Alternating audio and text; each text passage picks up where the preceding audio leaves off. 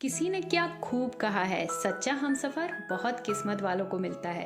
एक बहुत गरीब लड़के की शादी एक बहुत खूबसूरत लड़की से होती है।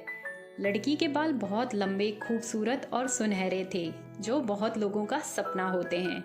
दोनों एक दूसरे को बहुत प्यार करते थे। एक दिन लड़की की हेयर क्लिप टूट जाती है, जो कि बहुत कीमती थी।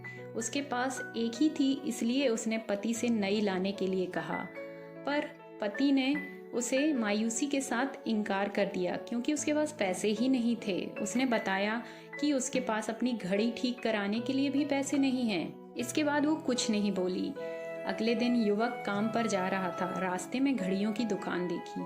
उसने सोचा, क्यों ना मैं अपनी पुरानी घड़ी बेच दूं, कुछ पैसे तो आएंगे ही, तब मैं अपनी पत्नी को चौंका दूंगा। वह फटाफट दुकान के अंदर गया और कुछ पैसे लिए और बाहर आया। फिर वह सीधा एक दूसरी दुकान पर पहुंचा, जहां से उसने एक महंगी बालों की बांधने वाली चिमटी खरीदी। उसे पक्का यकीन था कि यह उसकी पत्नी को बेहद पसंद आएगी और यह देखकर वो बहुत खुश होगी। वह बहुत खुश और उत्साहित था।